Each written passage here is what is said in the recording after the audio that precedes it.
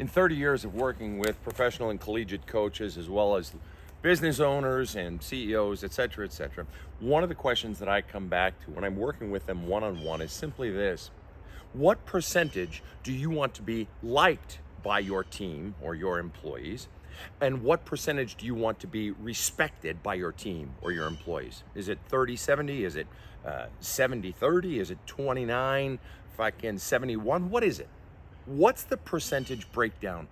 I used to ask this a lot when I was working with collegiate coaches in particular. And what was fascinating about it, and I told them it was in complete confidence, I would never share the results to their fellow coaches and so forth. But what was fascinating for me as I dug into the research just a little bit, I discovered that the percentage that they wanted to be respected versus the percentage they wanted to be liked, the percentage they wanted to be respected directly correlated to their winning percentage. The percentage they wanted to be respected directly correlated. If they said 60%, they won basically 60% of their games. If they said 40%, they won about 40% of their games. Here's what it boils down to. I had one coach, he had won over 12, in 20 years, he had won 12 or 13 national championships. Do you want to know what his fucking answer was for how much he wanted to be respected? He said, about 5%, Sven. And that's only because when I go into the kid's home to recruit them, I got to be fucking somewhat likable to the parents. What percentage do you want to be respected versus liked? And here's what it boils down to. If you want to be liked by your employees, if you want to be liked by your team, by your athletes, then you are fundamentally using your athletes and your team and your employees to get your own personal needs met. They don't exist to meet your needs. That's what your wife is for. That's what your husband is for. That's what your buddies are for. That's what your fucking old mentor is for. Whatever. That ain't what they're for. You exist for them. They don't exist to meet your needs. You exist to reach down their motherfucking throat and pull out their greatness out of them.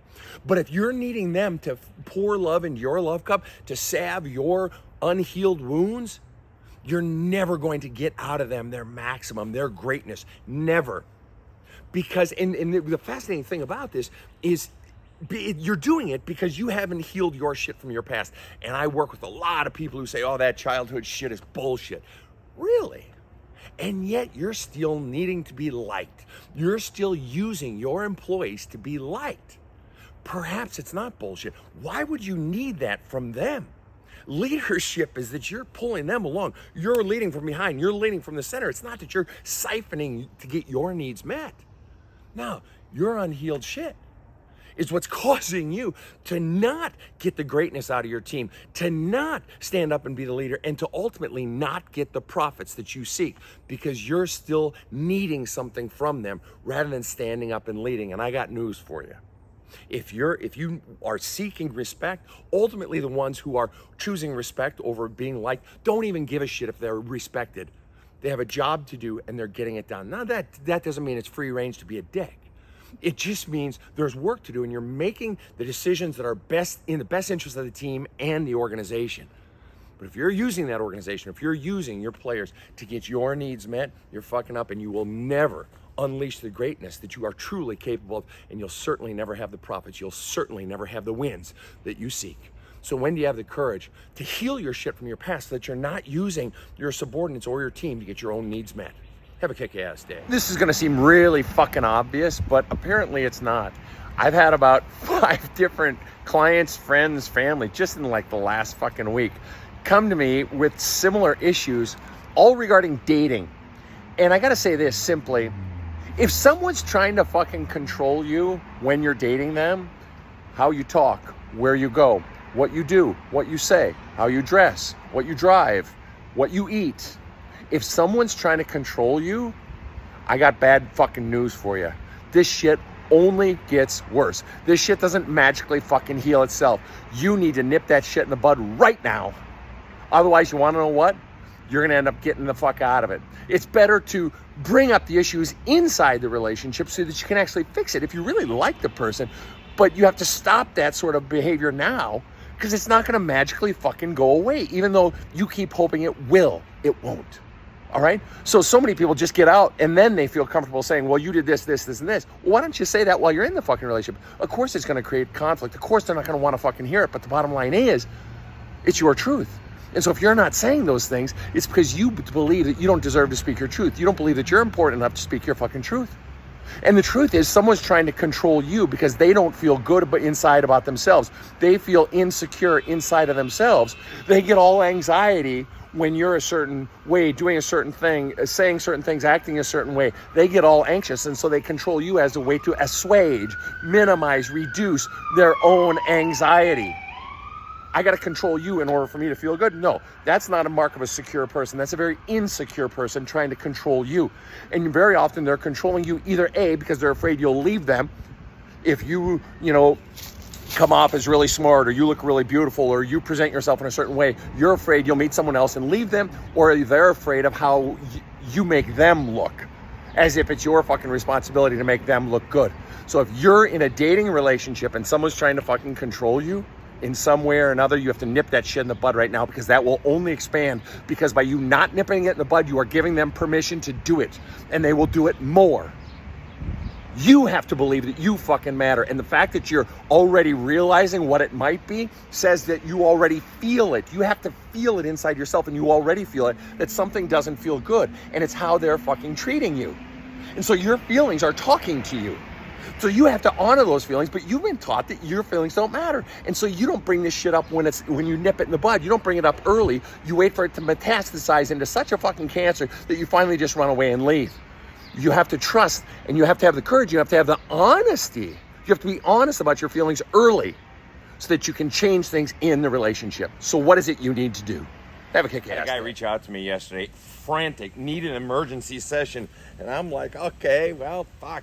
Okay, I will. I normally don't take emergency sessions unless somebody's like fucking suicidal or some shit. But I'm like, okay. And so I was interacting with the guy, and I said, so what's so fucking urgent? He said, Sven, I cheated on my wife for the second time. And, it's been a couple of months since she found out. And she just keeps saying there's too much damage done. Their relationship can't be repaired. She's done. And I need you to tell me, Sven, I'm at wit's end. I need you to tell me what I can do, what I need to do to repair the relationship. And I'm laughing to myself inside for a number of reasons. One, she literally just said there's nothing you can do to repair the relationship. So is it possible that the fact that you're not listening to her is part of the problem for her? I mean, on top of the cheating? Yes, I actually did say that to him. Two, it's only been 2 months since she found out you cheated for the second time. There is literally no way in hell that you could have changed your character completely after cheating twice in 2 months. Zip, zero, couldn't have happened. There is no way. So any bullshit coming out of your mouth is bullshit, and she knows it. You're saying, oh, I've changed, oh, it's all better, oh, this, I'll do better, I promise I'll go to counseling. It's bullshit. You're fucking lying out your ass. In 2 months, really? I said, but the fact that it's happened twice says that the deeper problem that drove the cheating the first time is still there.